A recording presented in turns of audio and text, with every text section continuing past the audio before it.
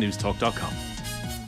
The Football Show on Off the Ball. With Sky. Watch Premier League, Women's Super League, EFL, Scottish Premiership and much more. Live on Sky Sports. I'm prepared to do anything I can to play for my country again. Do it then. What about your start to the game? It wasn't bad, was it? Why should an honest answer be a mistake? How can a modern day manager not have a mobile phone? Why should he? Welcome along to the Football Show. We know that Australia are going to be playing Peru for a place at the World Cup later this year. Australia have beaten the United Arab Emirates in the last minute by 2-1 to qualify for that one-off game against the South American side for a place at Qatar 2022. It is a busy week of Nations League action. The Republic of Ireland yet to win a game in the competition, stretching back to its inception in the 2018-19 season. They've played 11 games so far. They've drawn 6, they have lost 5, and they have scored just twice. It is a pretty grim record going into our live game with Stewie Byrne and Nathan Murphy tomorrow, when the Republic of Ireland will play Ukraine for the very first time. Delighted to say we've got Gavin Cooney from the 42.ie with us. Gavin, you've been on the beat today covering the Republic of Ireland, and also I think covering the Ukraine press conference this evening as well. Yeah, absolutely extraordinary. I've never been at a press conference like it. So there was the Ukraine manager and also the midfielder Sergei Sidorchuk, manager of course called Alexander Petrikov, who spoke to us at the Aviva Stadium. And it's not your typical press conference, is it? You don't start by asking, Alexander, any knocks? It's something entirely different. So asked Sidorchuk why he plays for Ukraine, and says everybody knows what is happening in our home country, what our people are going through. Our aim, our task now is not only to go onto the pitch and play, but to call for the whole world's attention to highlight that we are Ukrainians, we are alive, and we are fighting. He gave a fairly bracing account as to what it was like for him and his wife fleeing Ukraine just after the invasion. She was 8 months pregnant at the time. Most of his family are still back in Ukraine. The Ukrainian men between 18 and 60, though that's deemed fighting age, are not allowed to leave the country. But the footballers have been given an exemption because President Zelensky himself has said that the best thing possible for these, the best way in which these footballers could help Ukraine, it's not by manning the trenches and the front lines. It's by playing international matches and keeping the issue of the war to the forefront of the mind through conversations like exactly this one that we're having. Yeah, and it's been an incredibly emotional few weeks for the Ukrainian team, particularly having to play those two World Cup qualifiers, where many of their players who were domestic based had actually moved out of Ukraine at the start of the invasion, and they've been away from home for quite some time. They're players who are already in Europe. As you mentioned, haven't been able to go home during that period at all, so they've been in camp. And then you think about the emotion of all that's happening in the background, the pride of representing your national team, and also everything that's been at stake over the last couple of games for them too. It's absolutely extraordinary. Sidorchuk was talking about the aftermath of the defeat against Wales. He said a dead silence. He described a dead silence reigning over the team in the team hotel after that. He said everyone just went to the rooms. No one stirred for over an hour. Then they came out, and then the coach tried to rally the troops. I know that's a really bad phrase to use, but I couldn't think of a better one. Sorry. That we must move on. Men must be men. There's another game coming up, but it's so difficult for them to recover from that game against Wales ahead of the Ireland game. Like the coach himself said that the players, everyone is absolutely exhausted. There's never been physically it's so difficult to play 2 World Cup playoffs in the space of 4 or 5 days, and no team has ever had to play games with this level of emotional weight bearing down upon them. So to make a mundane football point, I think you'll see a very changed Ukraine team against Ireland tomorrow night. That seems to be the vibe from, there was a Ukrainian journalist at the press conference at Dublin. So that seems to be the vibe that we picked up from him. So there will be changes, but just absolutely extraordinary. And both Sidorchuk, the midfielder, and Petrikov, the manager, left the press conference in the Aviva Stadium this evening to a round of applause from the Irish journalists. And the manager gave us a message to convey a message at the end of the press conference to say, may the skies overhead be peaceful. The Republic of Ireland taking on this Ukraine team, albeit, as you say, they're probably going to have to change up after the last 5 days or so and the fatigue of those two fixtures, but they played very well in both. I mean, they comfortably beat Scotland away from home in the semi-final. We're perhaps a touch unlucky not to get something against Wales at the weekend, at least send that game to extra time, because there was a penalty shout that they didn't get, and there was a decent chance towards the end of the game too. Like, Ukraine could easily have got an unfortunate enough own goal mixed into it too. Ridden rock solid by the referee, I think is the official phrase. Well, that was a penalty. Like, how is it not given? And for whatever about it not being given, but not even to go to VAR. They were so unfortunate. I mean, they had so many chances in that game. Did Ukraine? They had far more shots. I mean, not to bore your listeners, their XG was way higher than Wales. They were just very, very unlucky, I thought. Wales' goal was fairly fortunate. Okay, Wales defended reasonably well and could count on Wayne Hennessy to make a couple of very impressive saves, actually, from particularly late in the game. But yeah, just so disappointing. They're a very good team, Ukraine. We may not see their main players now tomorrow night in Dublin, but they're very, very good. And you see Zinchenko in midfield. Yeah, he's such a good technical player. It's actually, you realise the standard that Man City are at. It's absolutely nuts. This guy can only get in the team as a second choice left back, and he can run the midfield along with Stepanenko and Malinovsky. That midfield trio are so good. They've got Kavarev down at right back. He's a really terrific player. They're dangerous all over the field. I'm just looking back at the clips of their goals and their main chances from their last few games. They've got such variation in attack. Like, they scored against Scotland with a long ball that Yarmolenko chipped over the goalkeeper. They're really dangerous down the right flank. They're very good in the counter-attack. Zinchenko can thread balls through the eye of a needle from midfield.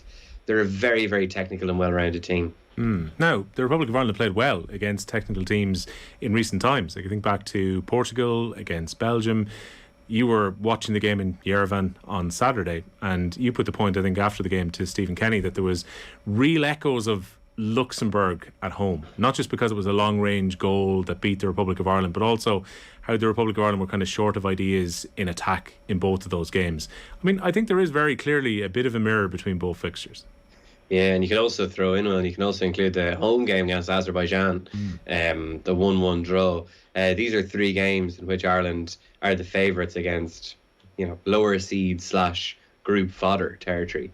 And Ireland couldn't break them down. I mean, Ireland they've developed a lot under Stephen Kenny. Anyone claiming otherwise is wrong.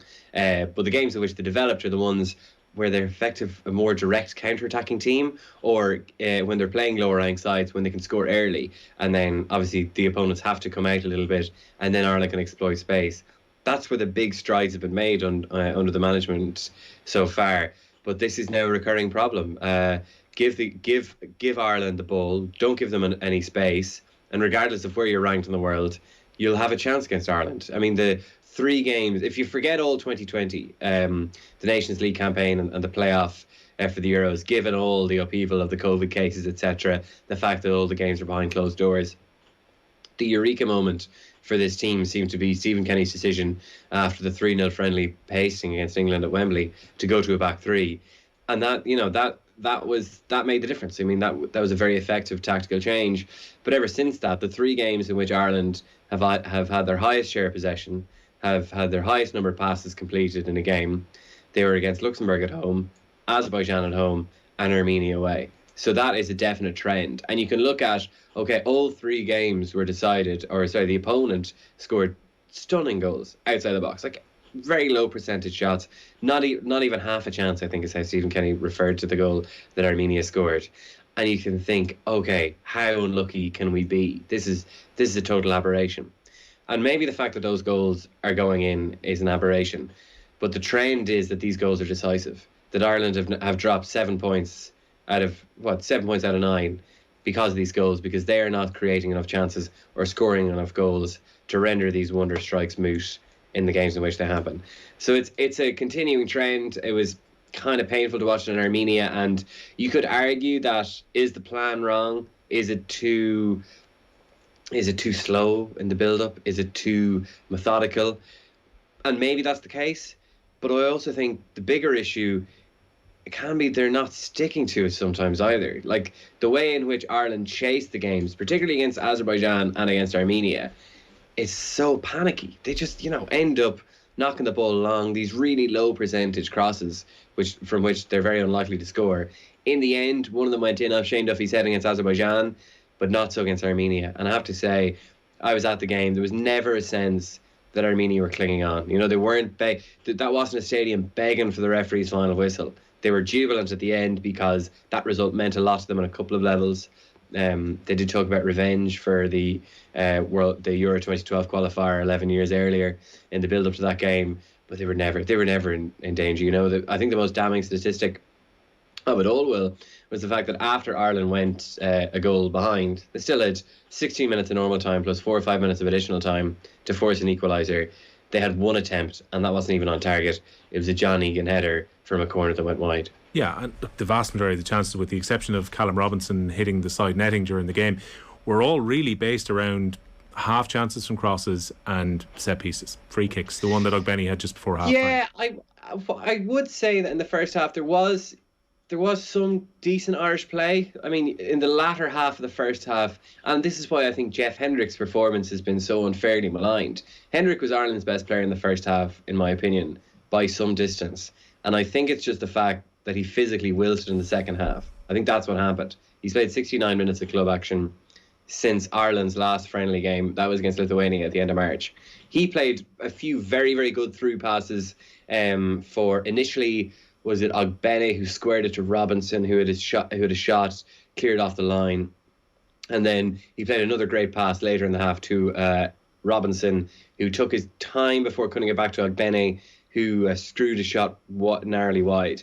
So there were a couple of moments in which Ireland showed that they maybe could penetrate a little bit, but they just didn't do it often enough. And they were just too slow, Will. Ogbenny I thought Ogbenny spoke really well after the game and was very interesting about a couple of things. And he did say that we have to get more ruthless and we have to have a win-at-all-cost mentality. And then he followed that up by saying the ball speed was too slow. And I think what Ogbenny means is not saying that Ireland don't go out with the right attitude to try and win games. I don't think he's saying that. I think what he's saying is that when Ireland have the ball, there has to be a real conviction of passing, that we're not just passing it sideways for sideways sake because keeping the ball is a good thing. Keep the ball because it gives you a better chance to score. So there has to be real intent, real zip in the pass, and you always have to be looking forward. And Ireland didn't play enough of those penetrative passes against Armenia. Jeff Hendrick was pretty much the only player that did it. Robinson once or twice. He was physically wilting by the first half, never mind the second half. And Ogbenny also referred to complacency when he was talking about the ball speed issue, which again I found interesting. It's almost as if we're doing our job here by just keeping the ball, but they're not. I mean, they're keeping the ball, but keep the ball when you're 1-0 up. At 0-0, you're not doing your job by just keeping the ball. Like, the aim is to score. And I do think that sometimes in these games, Ireland are meant to lull the opposition into a false sense of security. They're not meant to lull themselves into a false sense of security. And if they're lulling the opposition in the big games against Portugal and Belgium, etc., they're kind of, sending themselves to their own slumber in those games against Armenia, etc. Yeah, I think part of the idea of Stephen Kenny, who openly, I think when he took over, was very open to the idea of three at the back, particularly when he was waiting for John Egan to come back to fitness and felt that he could step in at three, was to try and get Matt Doherty, Seamus Coleman into the same team, was to try and get the most out of Enda Stevens. Coleman didn't have the best of games in Armenia, neither did Enda Stevens really. I think Matt Doherty, with his injury and particularly how he was finishing the season, he's kind of missed a bit in that wing-back role, because in the games where Ireland were playing well and Doherty was getting forward, he's a really important auxiliary attacker. Coleman didn't quite get up and down as much as Doherty was in the games previously. Oh, I think Doherty's a huge miss, especially in that system. There is a case to be made that Doherty has been the outstanding player under Kenny since the beginning of last year. He is a kind of a pseudo playmaker, I have to say, because Kenny wants his wing-backs to come in field a lot. Now you can argue the merits of that against teams that sit deep and low. I mean, you get around them, you should kind of, add a bit more width to the team. But, okay, Kenny wants them to come in field. Doherty's really good at taking up really clever positions in field, linking with Jeff Hendrick in particular. You can remember him doing it, particularly away to Luxembourg. It sticks out in my mind. So he's a very, very significant miss, I have to say, in that Ireland team, particularly in how they set up. Yeah, that means there's going to be a gap at right back with Seamus Coleman injured this time round. It remains to be seen if he'll be able to get back for the other 2 games of this window. But it leaves a decision. I mean, Cyrus Christie is probably the conservative option, put him in at right wing back. But potentially, Festi could come in there. Potentially Ogbeni could play over on that right hand side. What way are you thinking Stephen Kenny's going to go? I'm not sure. Cyrus Christie is the obvious option. Kenny has previously said that he sees neither Ogbene nor Ebesele as right wing backs. Now, obviously, Ogbene ended up there for the last few minutes of the Armenia game, so he is an option there. Ebesele is an option there, but he's been included as the squad primarily as a forward. He didn't make the bench in Armenia, so I'd be surprised. I have to say, I'd be very surprised to see him thrown into the starting lineup straight away. My expectation would be Christie. It's been a while since Cyrus Christie's played for Ireland, but that would be my guess that he will go with Christie in that position. I don't think there'll be a change of system at all. You could argue that a change of system is necessary for these games, the likes of Armenia, Azerbaijan, and Luxembourg, where Ireland struggle. But I don't think there will be one in the space of 4 days since the previous game. So I'd be guessing Christie. I think you might see a change in the other wing as well. Enda Stevens didn't look fully fit, I don't think, or struggled physically at times, particularly after half-time in Yerevan. So James McLean looking at him at training yesterday, looks to be flying. I mean, he was doing sprints with a couple of guys who you'd think might be faster than him, and he's burning them. And that was from the very start of training. So you might see him come in at the left as well, on the left as well, to offer a bit more energy, because Ukraine are particularly dangerous down the right flank. Yeah, McLean finished the season pretty well at club level too. Like, this is a guy who's in decent form. Yeah, he's had a great season at Wigan. Now the only issue coming into this camp was the fact that it was kind of dogged by injury near the end, wasn't it? He had that knee injury. He came back for the last game of the season, and then I think he pulled a thigh muscle. There was a thigh injury there that he was managing coming into the Ireland camp. But in fairness to him, he's unbelievably committed to his physical regime and to recovery, and he is a model pro in that respect. And he came in, and I think the Irish camp were slightly surprised at how far along he was in terms of his road back to fitness. So he's available from the off tomorrow, and I think that's where you'll see the changes. So like Stephen Kenny today said that there won't be wholesale changes from the Armenia game, and I take him at his word. I don't know. Can't see too many other changes beyond that. No, the only other potential change probably up front. Troy Parrott played and kind of had to drift over to the left a little bit, and we've seen Ogbeni and Robinson link up quite well, so I can understand totally why Stephen Kenny would want to have those two players in the attack. He opted for Parrott ahead of Obafemi. When Obafemi came on, he didn't do a whole lot. You could argue this was a huge opportunity for him making his competitive debut. Didn't really impress all that much. Now, he's had a good season at Swansea, 12 goals this year. He's played particularly well since February or March of this season. Is the potential there for Obafemi to start ahead of Parrott, or do you think Parrott stays in the team? I think that Parrott won't stay in the team, but I don't think he'll be... Now, sorry, this is me guessing and speculating. I don't think that Parrott will stay in the team, but I don't think Obafemi will replace him. I think he'll want another midfielder, and I think it might be Jason Knight's time to shine from the start. Just because Kenny was talking about using the Portugal game at home last year, the 0-0, as a template for this game. And there's two main variations in that three at the back system that Ireland go with. It's either a 3-4-3, which is Ogbene, Robinson and a forward player, usually Troy Parrott in fairness, or a more like a 3-5-2. So that's Ogbene and Robinson with a midfielder in there. That's usually Jason Knight. Yeah. So, potentially Alan Brown rather than Jason Knight. So I think that might be a change you'll see, just because, as I said, in these games against higher level opposition, sometimes Jamie McGrath's not on the squad, but you've seen McGrath in the team in that position in the games both home and away to Portugal. So I think that might be. I think he might want a midfielder there. And it's been proven like it does work in these games. Like Ireland might get a bit more space, and Robinson and particularly Ogbene on the counter-attack have the pace to worry Ukraine. So I might see it there. Obviously, Obafemi has pace to burn as well. He could really cause problems in the counter-attack. I'm just not sure. The players that are new to the squad are usually eased in to an extent. Like, they're rarely thrown in from the start. Obafemi played more of the game in Yerevan than I was expecting. Maybe that's a sign they'd be thrown in from the start, but... all the same, I'd be surprised if he is there.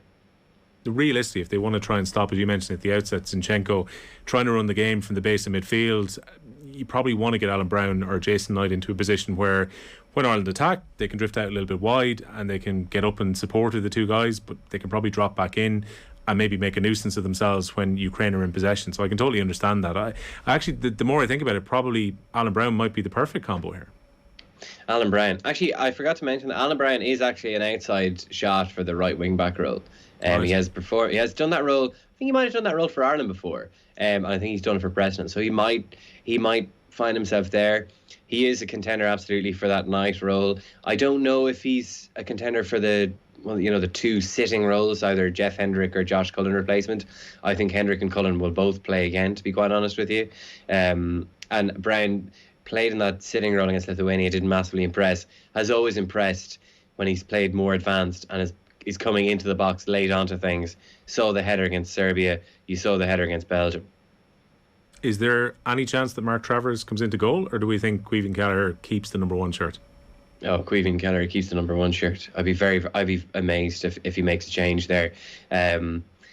The impression is that Bazunu was actually the first choice, but Bazunu is injured. That's the reason that he didn't play in Yerevan, was he fractured a rib. Seems to be a minor enough rib injury, but it's enough to keep him out for the rest of his camp, so he's out. And it's Kelleher's time to shine, and as it turns out, you're thinking, I remember writing last year that Gavin Bazunu could end up with as Ireland's record caps holder, and Kelleher end up as the unluckiest man in the history of Irish football. Well, as it turns out now, if Kelleher stays fit and for the rest of this window, he'll have played 6 games in a row. Bazunu missed the 2 games in March with illness, and Kelleher is obviously missing these games as well. So, Kelleher will almost certainly keep his spot. Kenny did talk before the camp ever began that rotating. He didn't see rotating his goalkeeper during the window, and I can understand that. That's a needless level of upheaval to be bringing to the team for as good as Travers has been at club level this season. Yeah, Will Smallbone won't be coming into the senior squad, but Stephen Kenny talked him up quite a bit. Understandably, performances he's been putting in for the 21s. Yeah, I think we didn't really need him to talk him up. You just needed to look at him and Keith Andrews' beaming smile at Tala after Smallbone scored the first goal against Montenegro last night. Yeah, absolutely. I mean, he's talked about Smallbone for years, and like Smallbone made his Premier League debut even before COVID. He's just had such a difficult time with that cruciate knee ligament injury and other issues as well. So a couple of different things go for him, and Smallbone is well established in the squad at this point, but that's not how it's worked out. Kenny talked about that he hopes that Smallbone gets a run free of injury now. A loan move from Southampton has been talked about for this season, for next season. I think that will benefit all parties, particularly Smallbone and thus particularly Ireland. And Kenny did say that for sure, if he maintains his vein of form, he has a career at senior international level. But it won't be in this window. He did say that Smallbone will definitely be playing with the Irish under 21s in Ascoli against Italy next week. Exciting situation for the 21s. I mean, they've put themselves into a really strong position. They've played very well throughout this group. There are some players who have got plenty of potential at senior level. Conor Coventry's now the record holder with the 21s after last night. We're getting to see a bit of Conor Noss. We're getting to see Smallbone. This is a very, very good group of players that Crawford has currently. This is the lesson we've learned from the last few years. Well, is if when the senior team are letting us down, cling to the Irish under 21. Get on the bandwagon. That's where the promise is. Very good team, isn't it? And to think that they are now. So Italy, Sweden. If Italy win that, Ireland are guaranteed a playoff for the Euros in Georgia and Romania next year. If Italy lose, I think Ireland can go to. If it's a draw, that's what it is. If it's a draw, Ireland can go and top the group if they beat Italy in Ascoli. So it's great. They've never been so close to qualification, and they've never qualified at this level before. And if they do it, they'll do it missing almost all of their best players when you think about it. Bazunu, Amabamidele, Parrott, Connolly. Who else am I missing? Would Adam Eda still be underage? I think he might be. Adam Eda and Nathan Collins. These guys are all Obafemi. They're all still eligible to play for the 21s. But obviously they've been promoted to the senior team because Kenny needed to infuse that squad with some youth. So it would be a fantastic achievement if they will get there. And if they don't get there, Jim Crawford and most of the squad can console themselves with it's a very young under 21 team because of all the players that have gone up to senior level. So most of that squad will be around to have another crack at it when the next qualification campaign runs around. When I see Conor Coventry kind of running things in midfield for the under-21s, again, he seems like a player who's very well set to step up to senior once he finishes with this team. Yeah, I think so. He's been around the senior squad. I think he was called up amid one of the many COVID hit camps in 2020, and he's had an outstanding season. And I would say second half of the season on loan at MK Dons. Like, we've seen, like, if you do well at League One level at the moment, that's not going to exactly take you out of contention for the Ireland squad, is it? So, no, he looks a really good player. He has a really good range of passing, like an eye for like quite a forward penetrative pass, which is a skill sorely lacking in the Ireland team at the moment, you have to say, particularly evident against Armenia. Would remind you of Josh Cullen, I have to say. Okay, maybe I'm being too obvious there with the West Ham connection, etc. But he looks really good, and there's a few of those 21s players who do look like they can make an impact at senior level. Like Brian Maher, the goalkeeper, again, I mean, you feel so sorry for an Irish goalkeeper coming through at the moment when you see the queue of guys you have ahead of you. But Maher is really, really good goalkeeper, and very modern goalkeeper that excels. And, he's very good with his feet and coming out of the penalty area. It was his 21s debut last night. Darren Mola is very exciting at left back. Aaron Cashin looks really assured as a centre back. Again, we're so well stocked for centre backs, but there's another guy coming through who's lots of experience at first team senior level. There's just loads of players showing loads of promise, but history teaches you that the step up between 21s and senior is monstrous, I have to say. And we've seen how at times Connolly and Parrott and Ida and these guys who are dominant, absolutely dominant at 21s level, have struggled a little bit to make that step up, and they're finding their feet, and the more they play, the more they'll improve. But it's a big step up. But sorry, don't let that fact dampen your enthusiasm for this 21s team. No. I'm all on board with this at the moment. As Gavin has mentioned, Italy sit top of the group. They've played 8 games. They've got 20 points. They still have to play against Sweden, who are our rivals currently for the playoff spot. But Ireland have picked up a very good 19 points in their 9 games so far. Sweden are 2 points behind. So really, you want to draw or an Italy win, realistically, for the Republic of Ireland to get a playoff spot. But a draw leaves the door open for the Republic of Ireland to qualify in their own steam. So it's an intriguing time ahead. Republic of Ireland picking up that 3-1 victory against Montenegro to put themselves in a very strong position indeed. It is a bit of a balancing act, as you mentioned. It's no exact science either, Gavin, when you say about players coming through. Like, if you had said to me 2 years ago, watching Aaron Connolly breaking through in the Premier League, banging in a winner against Tottenham Hotspur, you would have thought that the left forward position was in lockdown. And then you see Connolly's club career stall a little bit. It hasn't really happened from when he went to Middlesbrough. He's had a few injuries along the way too, disciplinary issues there. Like, there's no exact science. You would have thought Aaron Connolly 2 years ago, 100% he was going to be one of the Republic of Ireland's main players. It's such a big step up, isn't it? This is not, to be clear, this is not a comment specific on Connolly at all. But when you realise, and you talk to people around the game, that step up from under 21 to senior and becoming a regular pro at senior level, so much of it is down to attitude, isn't it? And I remember I did a piece once on Jason Knight, because Knight is the real deal. Like, I mean, he's played, 21? He's played more than 100 times for Derby County, and he played, that's Derby County, like, that was one of the most dysfunctional football environments that anyone could have worked in. I remember I interviewed his brother Kevin, who went over to, was it Leicester? He went over to UK and came back. It didn't work out for him.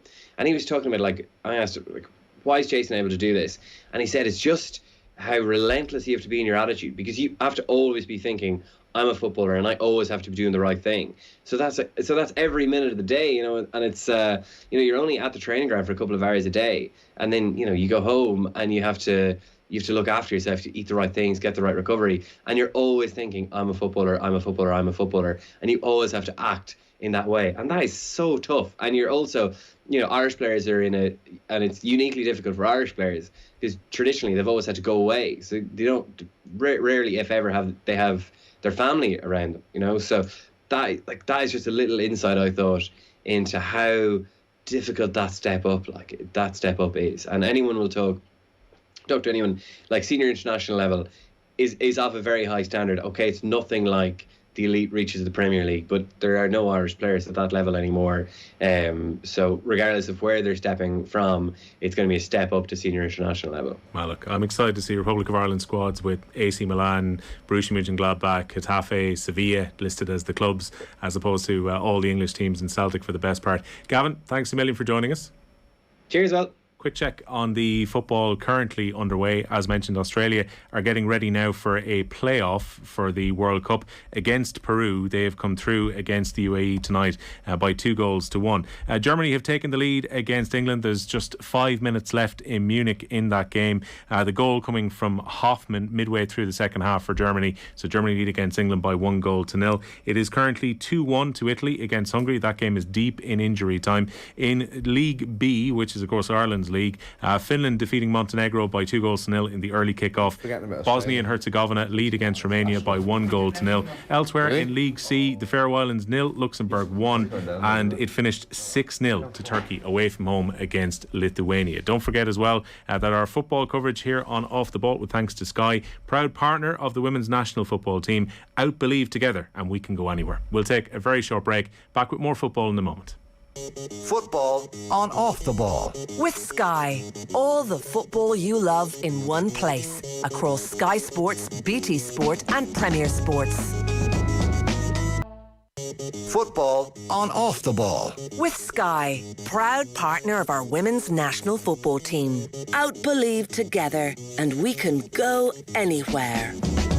Welcome back to the Football Show. Don't forget, tomorrow evening we will have live coverage from the Aviva Stadium, the Republic of Ireland against Ukraine. First ever meeting between the sides, and it's in the Nations League Group B. Let's hear then from the Republic of Ireland manager Stephen Kenny. This is what he had to say about tomorrow's game earlier today. No, it is a very unusual game, and it's the Ukrainian players and the coaches and all of the staff have been great ambassadors for their country. Amidst the chaos of their lives and of their, compatriots really, and the thousands who have lost their lives. So by continuing to play, and they're bringing it to, they're keeping it at the forefront of the sort of whatever country they're playing within the media and within the European media, because obviously it's there's features across Europe on the Ukrainian team and their contribution and how they played and so forth in the games, and it just keeps the discussion very much to the forefront of the news. Two big games here in Dublin. It's a chance to put things right after what happened at the weekend. What do you want to see from your team that wasn't there? Yeah, no, I think we're disappointed to lose in Armenia. I think it's no getting away from that. I think, to be fair, we've the players have been on a good run of results recently, and they were unbeaten in 8, only one defeat in 12 going into that game. So it's one that we want to win, and I don't think it's a game that we deserve to lose. Like, we hardly conceded any chances in the game, and we had a number of chances to score ourselves, but we know that we can play a lot better than we did overall, and it's one that we've left behind. We just got to put it behind us and go into the game against Ukraine, with a strong mentality and try and get the win. Aisling, please. Yeah, hi Stephen, Aisling here from Off the Ball. Hi. It was a long trip to Armenia, home and back, not the results as you said, or the performance that you would have wanted. It can't have been an easy few days, I suppose, to try and dust yourself off and to go again. Yeah, it's a long trip, but it's longer when you lose, for sure. But I think it's listen, that's the nature of this game. You get your kicks in the teeth, and you've got to dust yourself down quickly and get back and go again. And we don't have time to, obviously we analysed the game, we looked, we debriefed. We did that. We moved on quickly. We're preparing for Ukraine. It's a completely different challenge tactically, and completely different. So we've got to switch on quickly and make sure we're ready, and get ready for tomorrow. It's a home crowd. Like, we've had the crowds have been, since the crowds have come back. With full houses for Portugal and Belgium, and amazing games, great, brilliant games of football, and the crowd were tremendous. And so, hopefully be more of that tomorrow night. And were you surprised at all by the criticism after the game? No, you lose to Armenia, you have to accept criticism. No, I wasn't surprised at that, no. You were at the under-21s game there last night. Will Smallbone in particular, as a man, is catching the eye of late. Should he be keeping his phone on for a call-up? Yeah, no, I must say he's had a tough time, Will, with unfortunate cruciate ligament injury and one or two other injuries and so forth. And I'd love to see him get a run of games, because he definitely was exceptional yesterday, and it was great to see that. And it's great that he'll obviously go and play in Italy next week, and for the under-21s. But he definitely has a future with the senior international team, you would feel, if he continues in that vein of form. Republic of Ireland manager Stephen Kenny there, finishing off that section from his press conference, talking about Southampton's Will Smallbone, how well he played against Montenegro. He will be staying confirmed there with the under-21 squad ahead of their crucial qualifier next week away to Italy. Mick and Arthur are with us. Mick, no great surprise from Stephen Kenny today, really. So Seamus Coleman's out, he's confirmed that. Who knows if he plays the next two games. System's not going to change. It was very clear they're going to continue to play a 3-5-2 for this game against Ukraine. And other than that, didn't give a huge amount away. I mean, understandably, he's asked there about the criticism and the disappointment for the weekend. You're going to get that if you lose away to Armenia. Yeah, no, of course you are. And you deserve it. Like, I've seen a couple of texts from the newsround saying that we were making excuses for Kenny. I don't think we were. I think we were talking about two different things. I think it was an unacceptable result on Saturday. The system thing is interesting.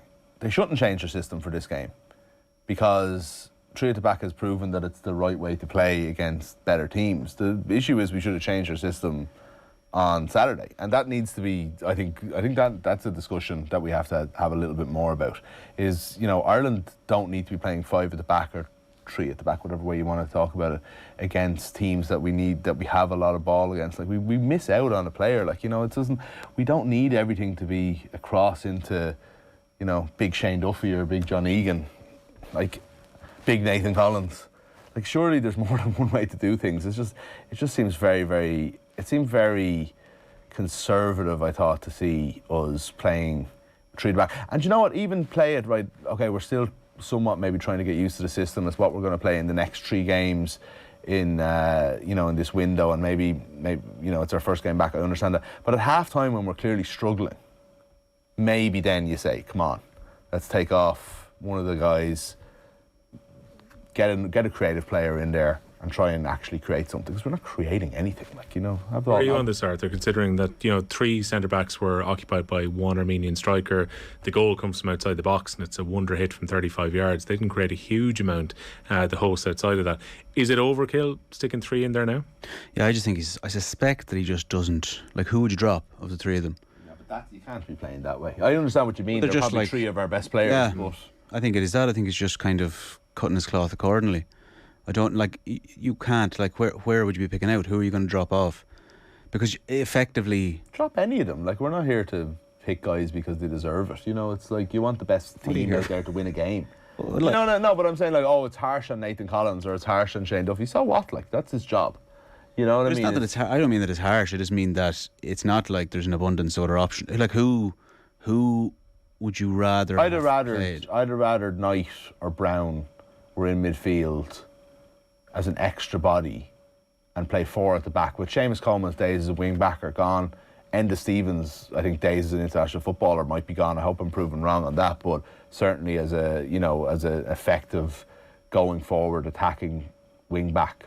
I thought the fact that it was Stevens and Coleman, meant that we basically had a back five in a game where we needed to fully attack. And if we had Doherty there, maybe, and you want to play to his strengths, but is it a case then you think that he's maybe compensating for the fact that they're not the quickest?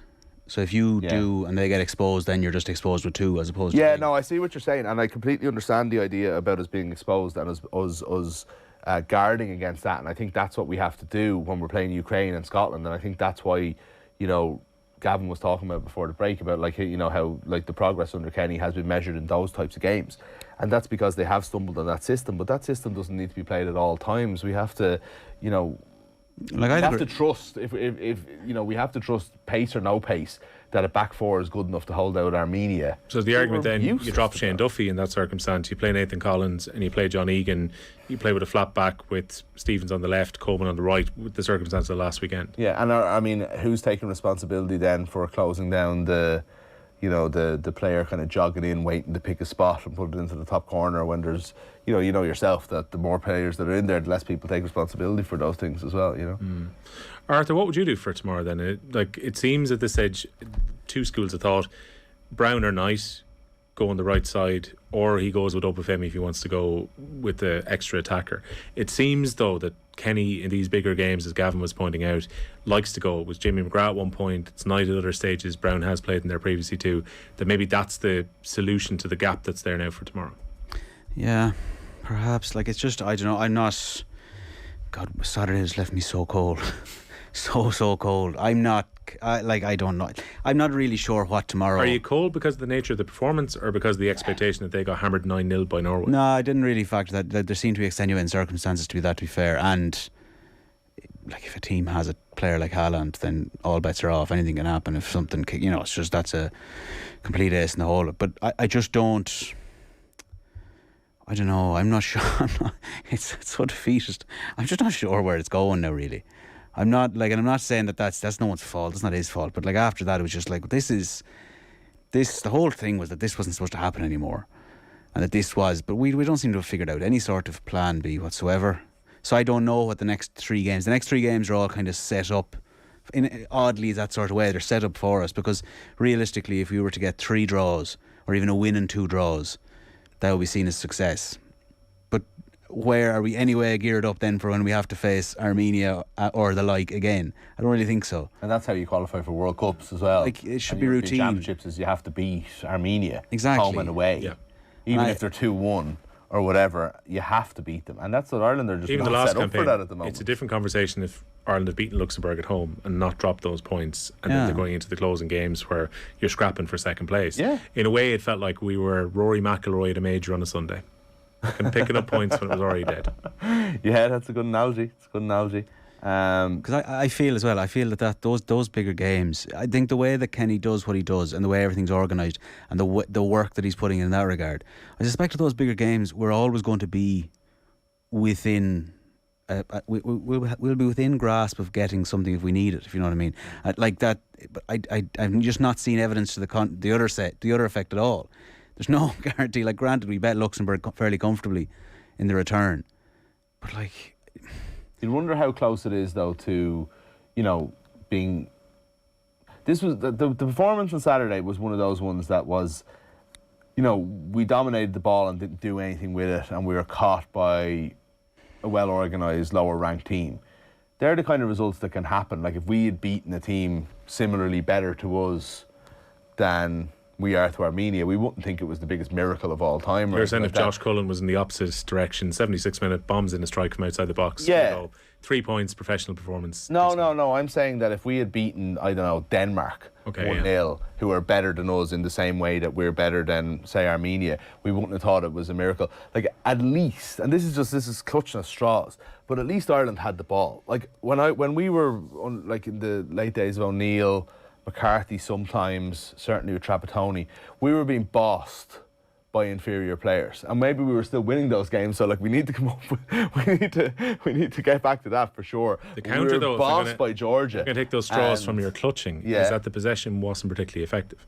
No, it was completely ineffective. That's the point. Is like, what I'm saying is that if that's a starting point, right? Okay, we're playing a different way now. We're absolutely almost accepting as a squad, instead of talking down our talents and pretending we don't have the players and everybody here, guys, you're all useless, hopefully you'll get a result, go out there and do it. At least that mentality is gone. At least they know they can go out and boss a game and play against inferior teams, but they're just doing nothing with it at the moment. So like, I mean, that, like, you know, I suppose that's useless unless it's built on, but maybe just maybe it's a platform to build on.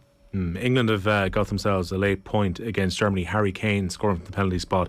It has finished up Germany 1, England 1. Italy beat Hungary also in Group A of the Nations League tonight by 2-1. Elsewhere, Finland 2, Montenegro 0 in League B, and it's still Bosnia and Herzegovina 1, Romania 0. There's about 4 minutes left in that game, which is delayed by a few. Can I just make a point on the Nations League? I think everybody agrees that it's good that it exists and that all these teams play each other, but if Germany and England in a so-called competitive game just doesn't, like, I don't think anybody really cares about this. It doesn't feel like the be-all and end-all. Even watching the England coverage, it was about who could potentially play this week. Is Jared Bowen going to make his first cap? So if that's Germany versus England, the old rivals, if that's the focus for it, then it's a glorified friendly, isn't it? Like, we have to be honest about it. As much as we think it's not really for them, the isn't Nations it? League too. You think it's for the B and C teams? It's for the rest of us. Like, it's not. I don't think that. Like, they're going to qualify anyway. Like, even back in the day, like when they used to have friendlies, I don't know off the top of my head, but I do vaguely recall their friendlies were always kind of seen as somewhat not serious, but they were treated. You certainly heard about them. You heard a lot about them. Like, I know with England, like, and you know, there's all those lads who picked up the caps in those friendlies. But it's I suppose I just don't think it's for them. But I do agree with you. Like, it is odd that these two class teams are playing, and it's just kind of But I do suspect. Yeah, I think I feel like it's more for us. I turned on France and Croatia, and there was lots of things to watch on it. Like, you know, there was lots of things that I was kind of like, oh, this could be good now. And I turned it off. I just didn't feel like it. It didn't do anything for me. It felt like I was watching, maybe not a friendly, but certainly nothing vital. No. You know? But then again, look, we should, I suppose we'll watch the Ireland matches and we'll care about them. So if everybody's doing that in their own countries, then great. It's I think the playoff spots are more important. If you're an A, one of the teams in A, it doesn't really matter until you get to the semi-finals of the final. And even a few years ago, I remember when they went to Portugal and played the finals, it was a bit subdued, and Portugal eventually won the tournament. The Football Show is brought to you by Sky, proud partner of the women's national team. Out, believe together, and we can go anywhere. We're going to run out of time to be able to play Nathan Murphy. Quick answer from both of you guys then. Gareth Bale, as he suggests on OTB AM, the best British player since Bobby Charlton. Arthur? Yeah, probably. Because of the 5 European Cups? No, I wouldn't even count 2 of them. Like, maybe he gets 3 of them. But it's not even that. It's what he's done. Like, there's loads of players who've done that. Terry Neal has 4 European Cups. Like, and there's loads. You could pick out loads. But it's what he's done with Wales. Like, that sets him over the edge. As far as I'm concerned, like, I don't like. So, like, granted, England, it's harder to do that. You almost have to go and win the thing, which is why Bobby Charlton's the barometer. And, like, so that's the best player in that team. The best player in the best team from Britain is Bobby Charlton, right? So that's grand. And then everything after that. But what they've done, like, what's your counter here, Mick? So what does best player mean? I guess, like, what he's achieved with Wales. He's been an unbelievable player to be able to grab Wales by the scruff of the neck and lift them single-handedly. I do feel other players have done that. I would argue that Wayne Rooney's a better player over his career than Gareth Bale. The England stuff's gone. Straight away you have to rule it out. Why? One tournament they got to a quarter final in the Euros. Wales did it. He was pretty Bale good. did it with Wales. Like, they got to the semis. We're talking, but I don't think he said international player, did he? He just said British player. No, it's British player. Yeah. You know, I think Rooney has had a better club career than Bale. And, like, he's England's record ever goal scorer. You know, passed out Bobby Charlton, something Lineker couldn't do. No, but again, a lot more games. Yeah. Against a lot weaker opposition. I'm going to try on a name that I don't think is the best, but I think that is better than John McGinn. That's not John McGinn. He was tempted. No, I think Beckham. I think Beckham had a better career, and I think when I see Beckham did things for England that Bale has done for Wales. Right, let the debate continue. Okay. Beckham is the man. I'm surprised I'm dying on the Beckham hill, but just came out there, yeah. Don't forget, OTBM is going to be around 7:30 in the morning. Ger and Aisling are going to be here. Tommy Rooney from the Football Pod looking at the Gaelic football. Sarah O'Donovan looking back in the hurling from the weekend. Matt Williams is going to be talking rugby. David Myler on the Republic of Ireland. And we'll have reaction. You'll get to hear Tommy Walsh again in the morning. My thanks to the team tonight. Andy Martin, Arthur D and Mick in the background. Pete Malloy, who was on sound, and Ciara McGovern, who is on vision. Stay tuned. Tom is up next.